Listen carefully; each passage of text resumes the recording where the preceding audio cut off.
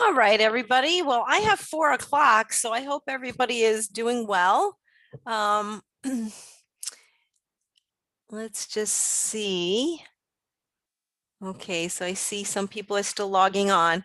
All right, you guys. Well, I'm going to get started. I wanted to talk about nutrition and healthful sleep. Can everybody see me, hear me okay? Just give me the thumbs up. Yeah, everybody can hear me? Okay, perfect. Thank you, Judy.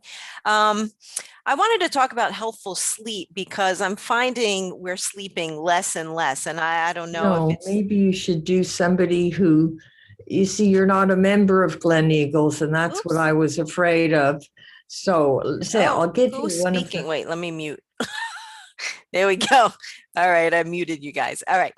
So anyway, I wanted to talk about sleep because, like I said, people are sleeping less and less. And I don't know if that's just because the sign of the times, there's just a lot going on. We're in a period of uncertainty, especially with this Delta variant, and people are getting nervous again, and we're, locking down. And, you know, so I wanted to talk about maybe how we can instigate more healthful sleep through nutrition.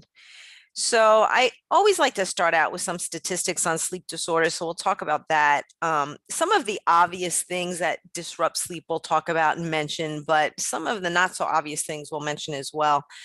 Not sleeping is very dangerous for our health. And I know that just being in the field that I'm in, it can lead even to obesity, believe it or not. And then, of course, we know obesity is, the top domino for so many other things. We're going to talk about some of the dietary and nutrition factors that can positively affect sleep. So this is a nice self-experiment for all you guys tonight. Maybe we can take some of the advice on these slides and implement it. So let's first talk about, well, what is sleep? Sleep is a physiological state. Now, we're organisms, so we're constantly interacting with the environment, but sleep is our opportunity to actually decrease that reactions to the environmental stimuli. And sleep is categorized into distinct stages. There's actually 4 distinct stages. I'm just going to mention 2 of them because they're most familiar to us. The rapid eye movement, the REM cycle, and the non-rapid eye movement, NREM cycle. And that's the cycle that happens right before the REM sleep. And I know some of you are aware of it because it's where you're falling asleep, you're getting into that comfortable place, but you can be aroused very easily. Or maybe sometimes you might jerk, like all of a sudden your leg will jerk up.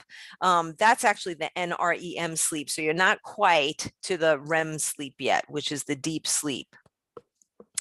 As you can see here, there are different parts of the brain that are responsible for sleep, and it's amazing because it's so many different parts of the brain. So the hypothalamus, and I just put a picture here so you're kind of familiar with what it is. It's this tiny little section of the brain, but it does so much. The hypothalamus is also the thermostat of our body. So that's what actually regulates our body temperature. The hypothalamus is also involved with weight and appetite. And of course, here we can see that it also controls sleep and waking, the sleep and waking cycle. Then you've got the brain stem, which plays a role in the rapid eye movement stage, and it relaxes those muscles so we don't act out our dreams. And thank goodness we don't, because I don't know about you, but I have some pretty crazy dreams sometimes. But, there are instances where people do sleepwalk, or people might be actually jerking and moving. And, there have been plenty of times that my husband has kicked me in the middle of the night. So I think he's actually acting out some of his dreams. Then you've got the thalamus, and during the REM sleep, the thalamus is active, and that's what sends the different images and sounds and other sensations that create our dreams.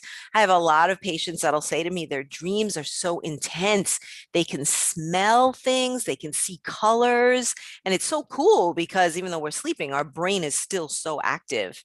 Then you've got the pineal gland, which is this little tiny, tiny gland. And this is the area that secretes something called melatonin. And melatonin is that hormone, again, that helps with the sleep and wake cycle. Then you've got the midbrain that's responsible for waking. And thank goodness we have that midbrain because we do want to wake up. We don't want to be in a coma. And then you've got the amygdala. And the amygdala, again, is a part of the brain that's so amazing because it's responsible for the emotions. So that's why sometimes you might wake up after a dream and just feel so amazing. You feel excited. It's going to be a great day. And then other days, if you have a bad dream or something that's a little more precarious, you might wake up a little off. And that was because your amygdala actually interpreted that emotion during the dream. Now, how much sleep should we get? That's actually very controversial. I can tell you that for me personally, I need to get 6 hours sleep. If I get less than that, I'm feeling foggy. I'm not sharp on my game. I tend to be forgetful. I tend to be clumsy. And yet, if I get too much, it's like I got too little. So if I get 10 hours sleep, which I can't even remember the last time I did that, but if I had 10 hours sleep, I would feel so groggy. I don't feel good when I sleep too much either. So this is just a chart that was put out by the National Sleep Foundation, just gives some averages.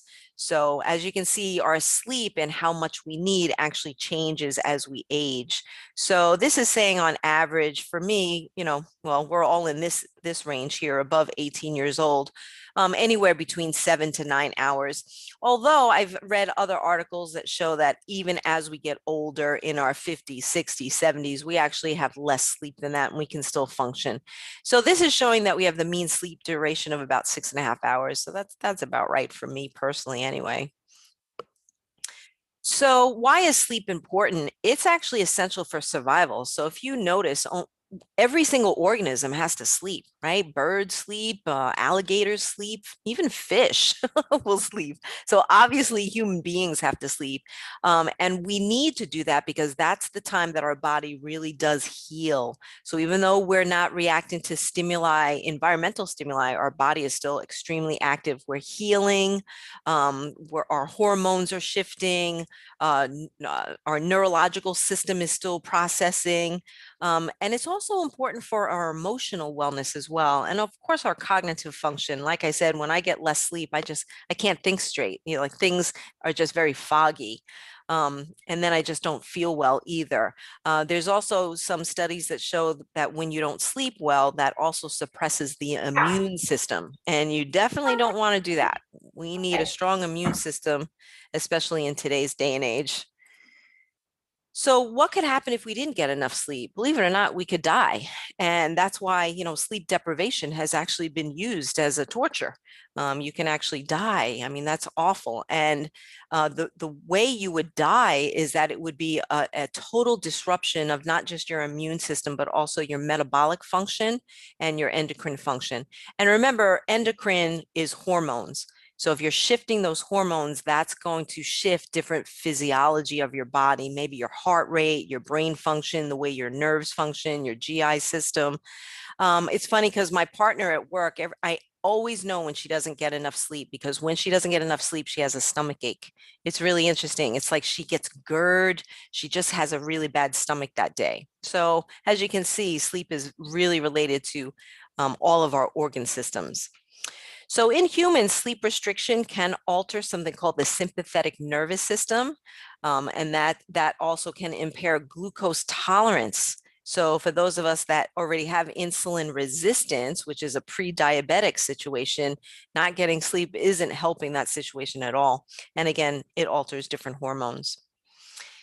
So what else? Short sleep duration. This is kind of interesting because I always get nervous about this because I just don't sleep a lot. So short duration, which they define in this study as less than 7 hours per night, is actually associated with higher risk of cardiovascular disease, hypertension, which means high blood pressure, hypercholesterolemia, which just means high cholesterol, myocardial infarction means heart attack, and cerebrovascular accident, which is a fancy name for a stroke. Inadequate sleep is also associated with what we call increased inflammation. And we know that inflammation or systemic inflammation is really the source of many different chronic conditions, including arthritis, joint disease, fibromyalgia, cardiovascular disease, et cetera, et cetera. and also heightened emotional reactivity and reduced attention, memory, and cognitive function. So why aren't we sleeping? Well, several lifestyle factors are contributors.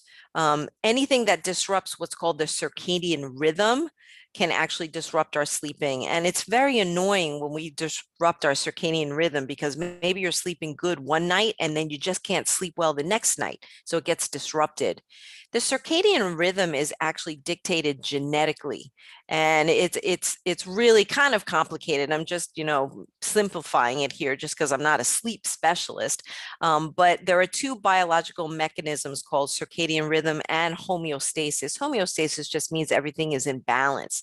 So when you have that normal circadian rhythm, that orchestrates that homeostasis. Everything is in cycles, everything is working really well, everything is working the way it's supposed to. But then when you disrupt that circadian rhythm, that's what's going to cause all these problems. Circadian rhythm is dictated genetically, which is interesting because I have a lot of patients that actually work the night shift. And it's really interesting to see this group of people that I know that have overweight, obesity, they have GERD, they just have a lot of different issues, and they just can't sleep during the day. And you think that they would, they're working all night. You think that they would be so tired, but that natural circadian rhythm is to sleep while it's dark. So that's how we're genetically programmed. So when you're working against that, the body's fighting you, it's fighting you, it's fighting you. So that's why even these people that are working all day, they have a hard time sleeping. They're working all night, but they have a hard time sleeping during the day. So we all know about caffeine. That's like the common one. Caffeine consumption and timing of sleep may negatively affect circadian rhythms. I do have some patients and clients that say to me, look, I can drink caffeine. It doesn't interrupt my sleep at all. All right, good for you. So I'm glad. But I have to say that's not common. I have some people that they can't even drink coffee past 12 o'clock noon. Otherwise, that'll affect their night. So, that I think is more common for the caffeine to disrupt just because it's a stimulant. It stimulates the neurology and the nervous system of the body. Cigarette smoking also disrupts the circadian rhythm, and that's because it does reduce the blood flow to your body and it reduces oxygen, obviously. Anything that disrupts oxygen to your tissues will disrupt your circadian rhythm. So there is a condition called sleep apnea. And sleep apnea is pretty scary, actually. It's where you actually stop breathing in the middle of the night while you're sleeping.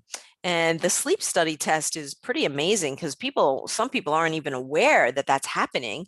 The only way they really know that they have sleep apnea is if their partner is saying, hey, look, stop snoring. You're snoring so loud. You're snoring so loud.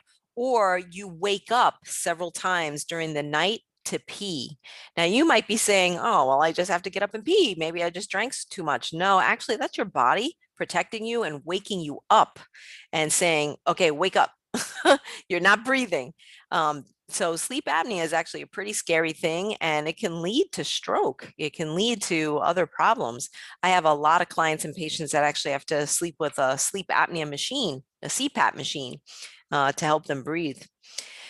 Electronic media exposure, there are some of my clients and patients that will say to me, oh, I have to have the TV on so I can fall asleep. Believe it or not, according to the sleep professionals, they're saying you need darkness. That's really the best way to sleep. I can tell you from a personal perspective, it's really hard for me to sleep in complete silence and darkness just because I have a little bit of attention deficit disorder. So I can't really turn off my brain. So I almost have to have something distracting me in the back. So, my sleep study specialist said to me, okay, so for you, that's what's working. Okay. I've tried to be in a completely dark room with no distractions, and I'm up all night. Exposure to bright lights during dark night hours. That's why some of my night workers just can't sleep during the day. Timing of sleep, jet lag, certainly, different shift work. These are just some official names of sleep disorders. So there's insomnia, which is that insufficient sleep on a nightly basis, and it's usually accompanied by some sort of other psychosocial illness. Okay. Sleep-related breathing disorders. I kind of mentioned that with that sleep apnea. Hypersomnia, this is interesting. Excessive daytime sleepiness or prolonged duration of nighttime sleep. So I have some patients that because they have sleep apnea, they have hypersomnia.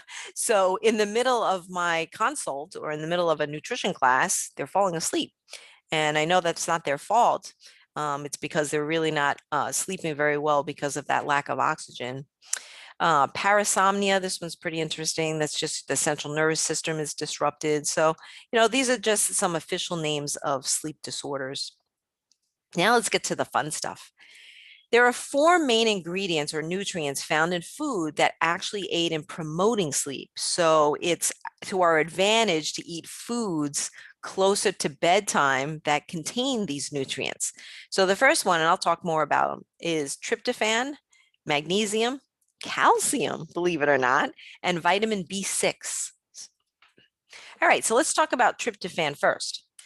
So tryptophan is actually an amino acid. An amino acid is a block of protein. Okay, so that's what amino acids are. And we've got 20 amino acids that we need.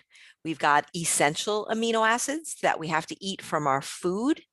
And then from those, we can make the rest of them. Okay, so tryptophan actually happens to be an essential amino acid. That means we have to get it from our food. Our body can't automatically make it. Now, what's really neat about tryptophan is that it creates serotonin. Now, serotonin we know to be the happy hormone. So, serotonin is found in the brain, and serotonin is also found in the GI tract. So, I think that's one of the reasons why my partner, when she doesn't get good sleep, she has a stomach ache because it's disrupting the serotonin in her GI tract. Um, Also, what the serotonin will do is it converts to melatonin. So, see how everything is related in the body? It's just such an amazing thing. So, if you took this tryptophan out, that's going to be a disruption. You're not going to be able to make enough serotonin, and then you're not going to be able to make enough melatonin. So, it's all interrelated. This is just a really pretty picture from an article that I was looking at to show you the process of how we do it. And it does involve a lot of enzymes. That's what these things are. Enzymes are also proteins. So if there's a disruption anywhere here, you're not going to be making the chemicals that we actually need to sleep. So what foods contain tryptophan? Well, all dairy products. So remember that old wives' tale? Oh, drink some hot milk before you go to bed. It'll help you to sleep. Well, guess what? There was truth in that. And the reason why there was truth in that is because of the tryptophan. So milk, yogurt, cheese. I know some of us want to have that bowl of ice cream before we go to bed, but be careful if you're trying to watch your weight. Poultry, turkey especially. That's why we're falling asleep in the recliner after Thanksgiving meal. It's not just because we overate. It's because turkey contains high levels of tryptophan, and then that's making that sleepy hormone, right? And also chicken contains it as well. Seafood like shrimp, salmon, halibut, tuna, sardines, etc. And certain nuts and seeds also have tryptophan as well. So even if you're not eating some of these animal products, you can get it from your plants. Legumes, those are just, that's a fancy name for beans. So beans contain tryptophan as well. Different fruits like apples, bananas, peaches, and avocado, and certain vegetables like spinach, broccoli, turnip greens, asparagus, onions. I'm always throwing seaweed in there because I'm always trying to get you to try the seaweed. And then whole grains, wheat, rice, barley, corn, and oats. So if you're eating, a well-balanced diet, especially if you're thinking, okay, maybe you're having some nice baked salmon with some brown rice and some asparagus. Oh, that's a really nice dinner meal. Hopefully, if you're not, having caffeine too late at night, that's going to help assist with the sleeping process. Now, the next nutrient is magnesium. Now, a lot of times we think about magnesium as being that electrolyte that we need to prevent constipation. And that's true too. But I'm talking about sleep. So, what magnesium actually does is it's a natural relaxant. and it helps to deactivate another hormone called adrenaline.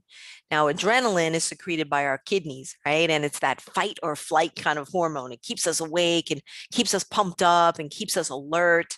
Well, magnesium calms it down. A lack of magnesium can be directly linked to difficulty going to sleep or staying asleep because you have that other hormone still circulating in your system. So that's why magnesium is often referred to as the sleep mineral. So, of course, I'd rather you eat food that has magnesium rather than going to get a supplement of magnesium. Because remember, when you buy over the counter supplements and you take a certain dosage, you have to remember that might disrupt the amount of other electrolytes in your body. Okay, because how many electrolytes do we have? We've got magnesium, we've got sodium, we have potassium, we have chloride. So we have many other electrolytes. If you overindulge in one, you're going to start to affect the others. Okay, so eat food because it's rare that you're going to overdose on magnesium from your food. It just doesn't happen. So what contains magnesium? Those dark leafy greens, so another reason to eat them. I mean, we already know they're so healthy because they have folic acid and they have antioxidants, anti-cancer, and all those things. Well, now they have you eat them because it helps you to sleep. Maybe some baby spinach, some collard greens. There you go, the nuts and seeds. So here you can kill two birds with one stone. You get tryptophan and you get magnesium. How beautiful is that? Wheat germ. Oh, there we go. More fish, soybeans, bananas, avocados, low fat yogurt. I mean, something is just so divine about food. I'm telling you, because every time I give these lectures, it seems like when I talk about a certain nutrient, I'm putting the same foods up there. And it's kind of exciting because that means you don't have to have such a huge, broad variety and still get a bunch of essential nutrients, which is so nice.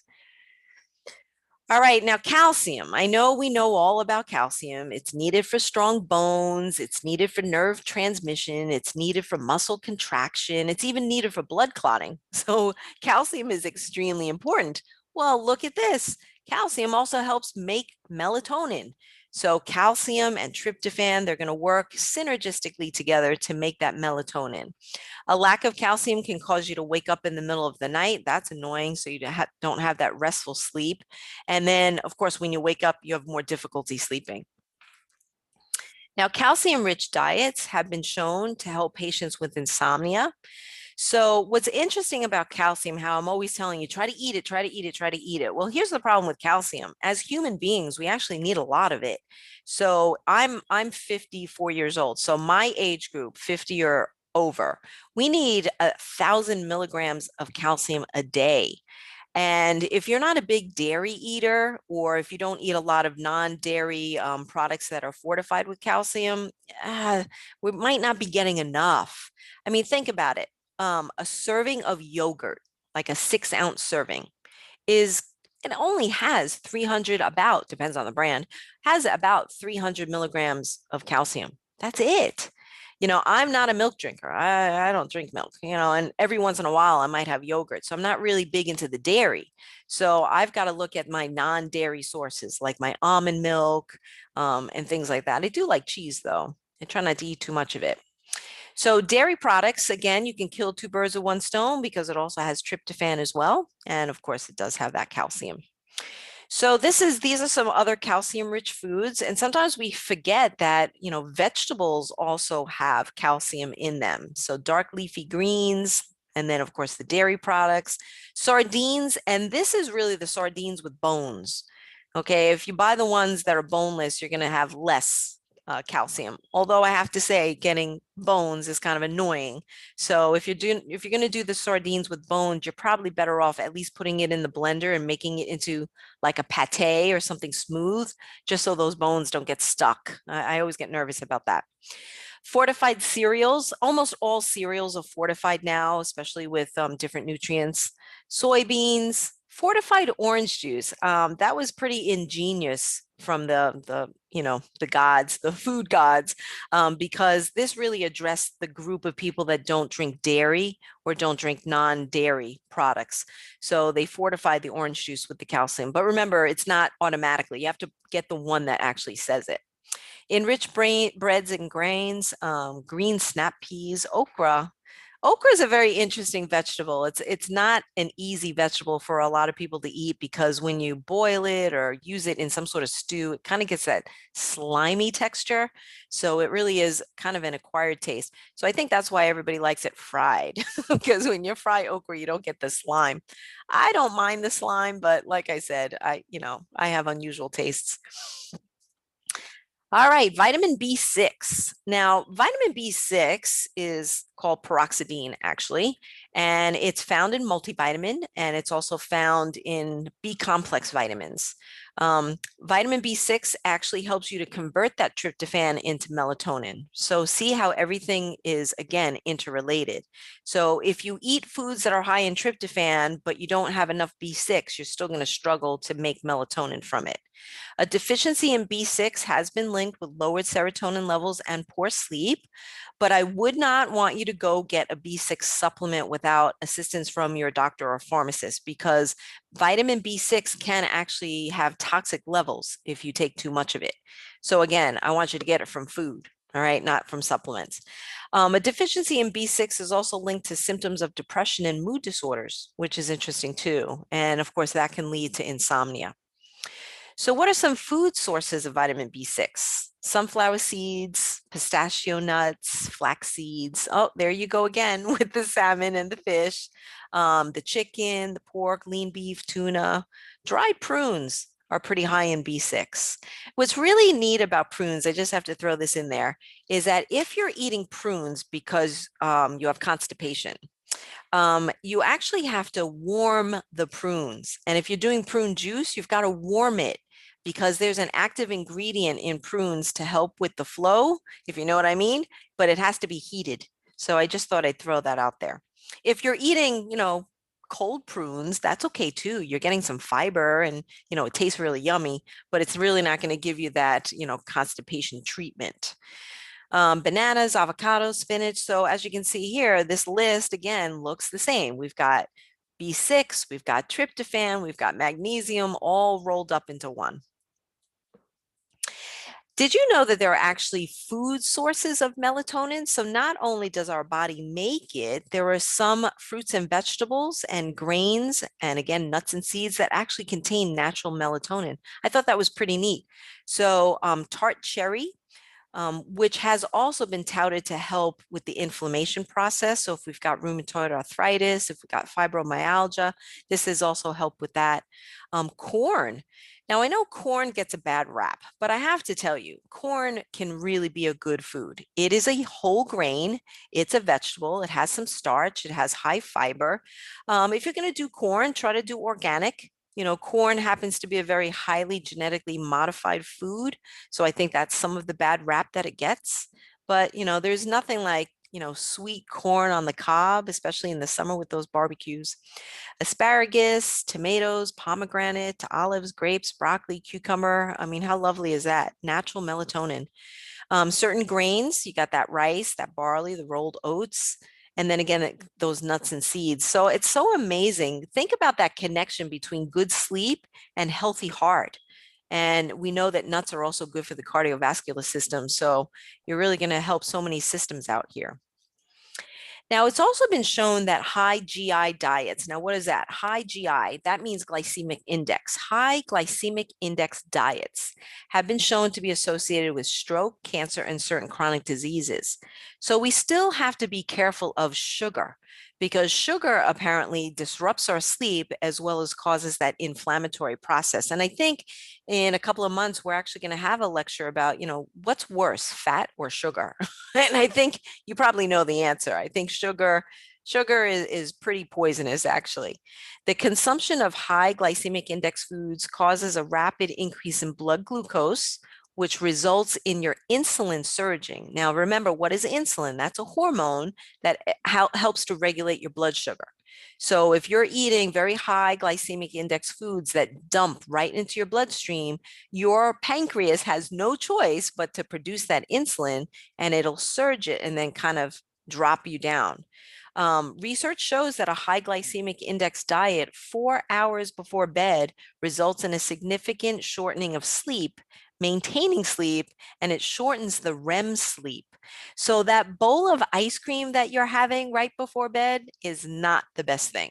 Okay, it might taste yummy and it's, satisfying the taste buds, but it's really not helping either your health or your sleep pattern. Now, fatty acids, especially saturated fat, has also been shown to shorten the duration of sleep. And it's also been caused to wake you up in the middle of the night.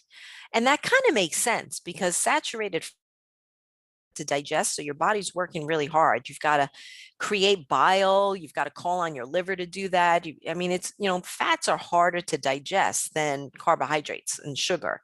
So your body is working. So that's why I think there's that contributing factor on why it's waking you up. Also, we found that diets low in omega-3s also reduces melatonin and disrupts your circadian rhythm. So where do you get the omega-3s from? Well, I think we listed fish, so salmon and sardines and all those things, and also some plant sources like nuts and seeds also have omega-3s. Now, vitamin D deficiency, which is so common, even though we live in Florida, we're still vitamin D deficient. There are so many reasons why, but that's also associated with a higher risk of sleep disorders.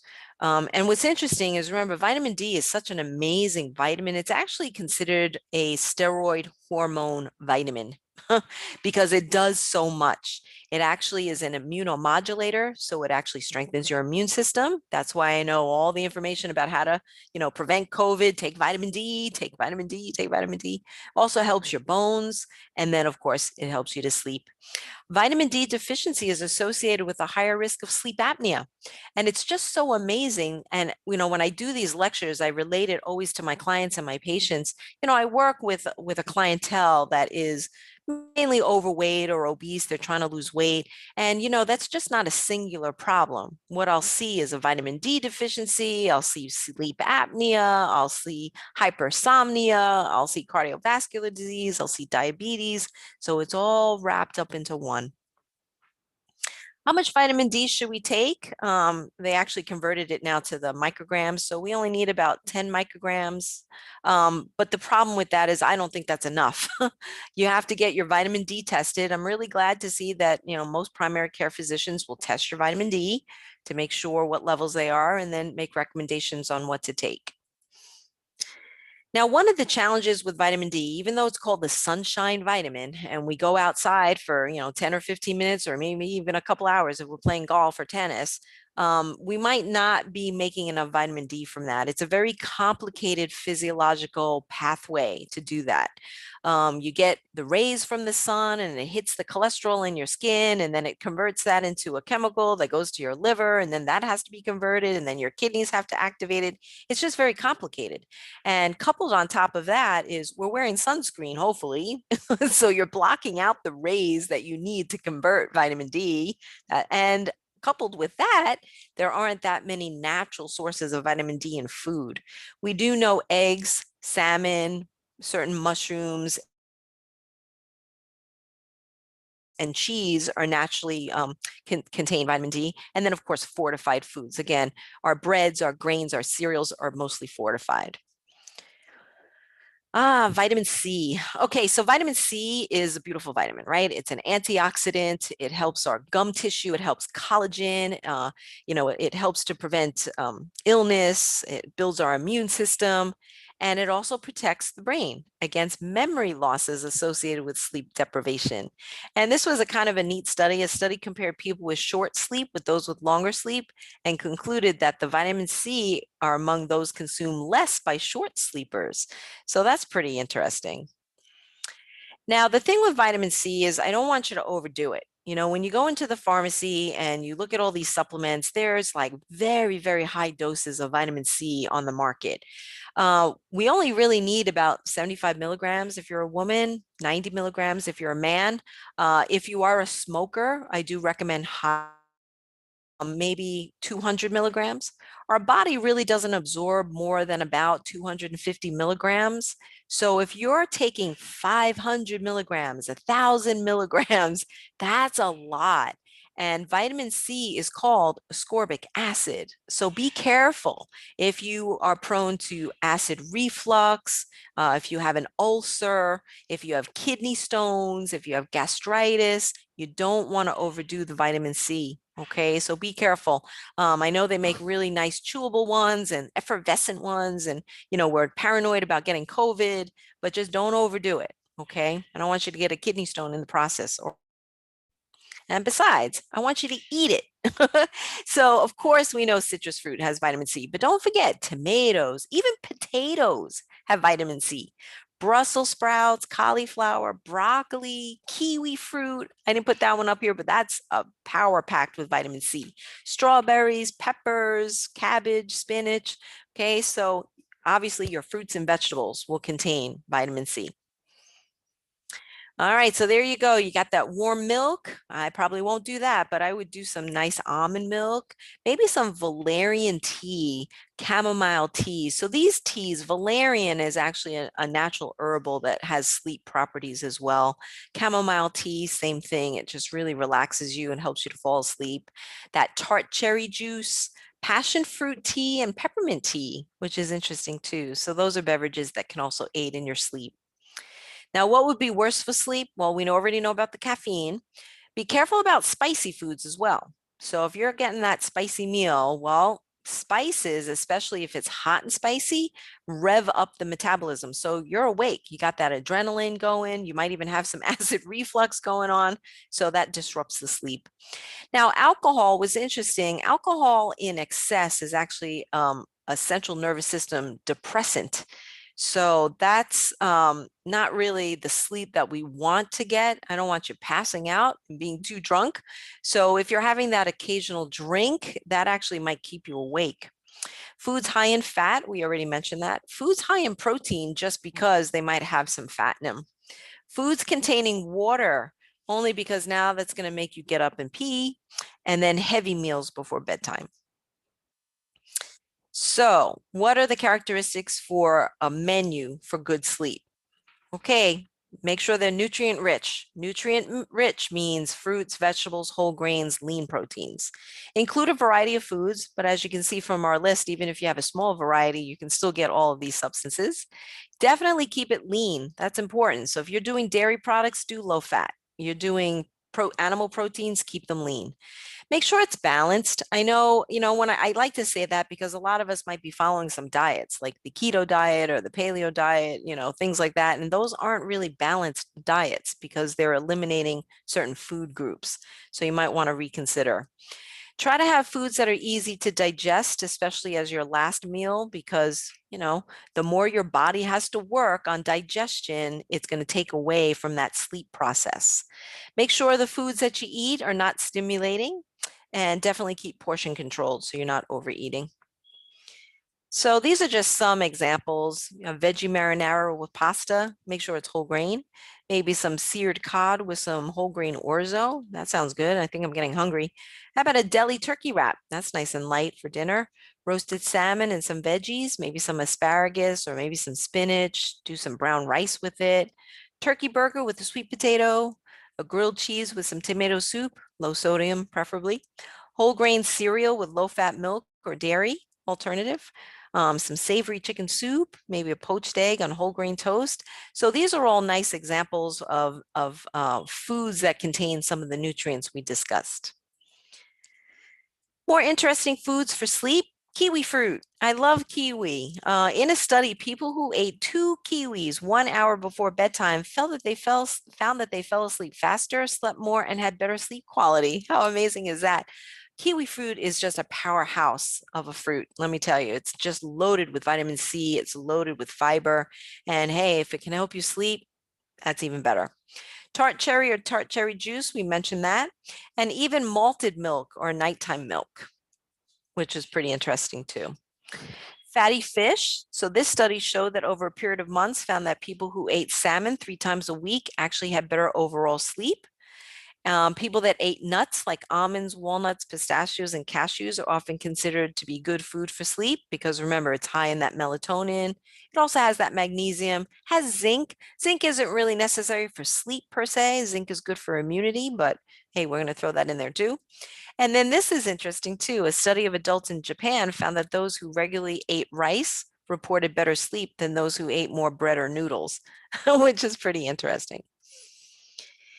All right, so what are some general recommendations for good sleep? Well, try to keep your timing consistent if you can. I know sometimes our schedules are off. I know, especially for some of us that are still working, you might be sleeping later on the weekends, and then getting up earlier during the week. And that's why sometimes that Sunday night, you're trying to sleep because you have to wake up early and then you're all disrupted.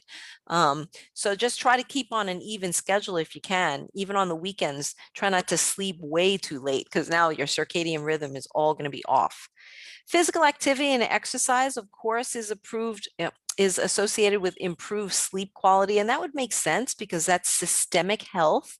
It helps blood flow, which helps the nutrients flow. So that just makes sense. Try to avoid your caffeine consumption. I think most of you know your cutoff. You kind of already know, all right, I have to have my last cup of coffee at 1 o'clock or 2 o'clock. You kind of know. But be careful because other things have caffeine in it, right? If you're doing chocolate, for dessert late at night, that has caffeine. If you're cigarette smoking, well, quit. That would be even better. Bright lights during dark hours. I have a friend that has to have those curtains that are really heavy. I mean, not one thing, ray can come through, which is funny. I couldn't do that. I can sleep pretty much in bright light. That doesn't bother me, but for some people, it does disrupt your sleep. Do relaxing activities near bedtime, maybe watch a nicer movie, not something that's so, rowdy. Maybe turn off the TV, just put on some nice music, maybe turn off the music, turn off all that stuff, just maybe have a candle lit, have a nice ambiance.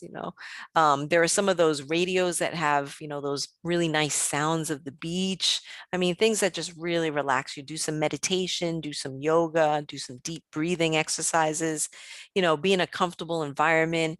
Maybe you like to sleep in cooler weather, so, put your air conditioner down a little bit, so just try to create that environment that will be conducive to better sleep.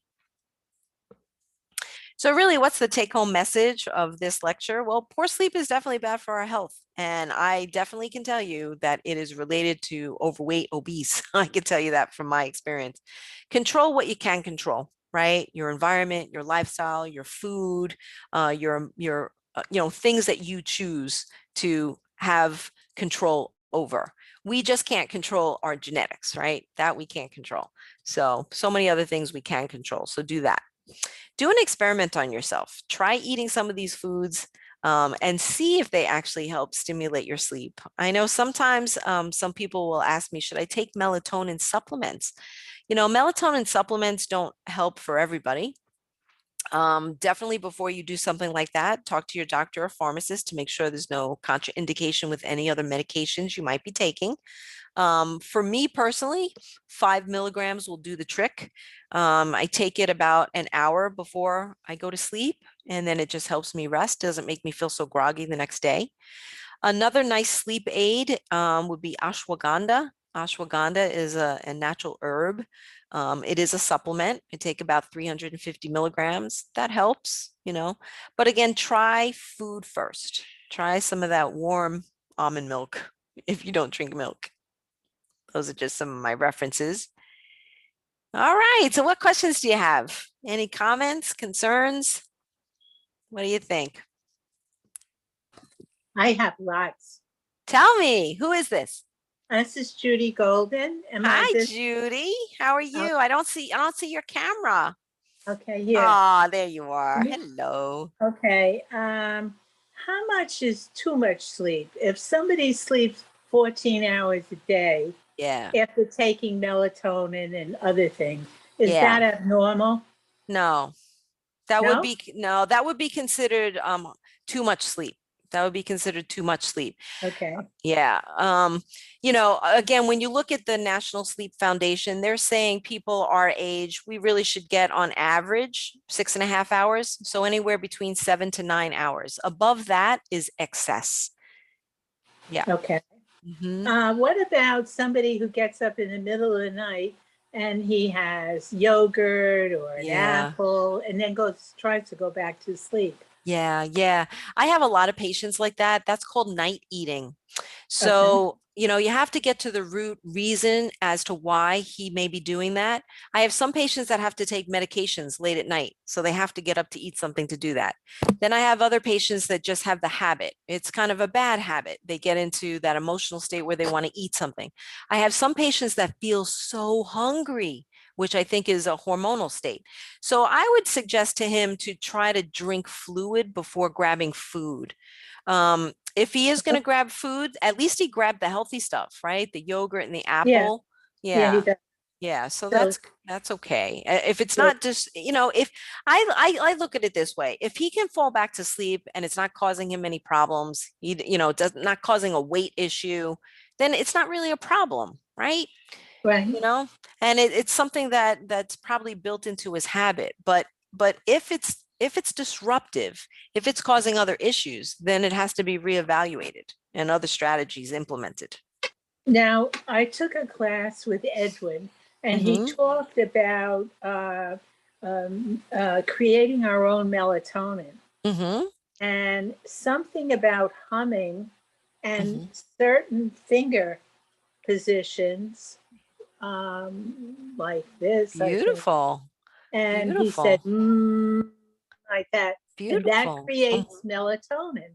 Beautiful. True. I believe in all, although that's not my field. I believe in all that. I mean, think about it. Meditation can do that because melatonin is a hormone.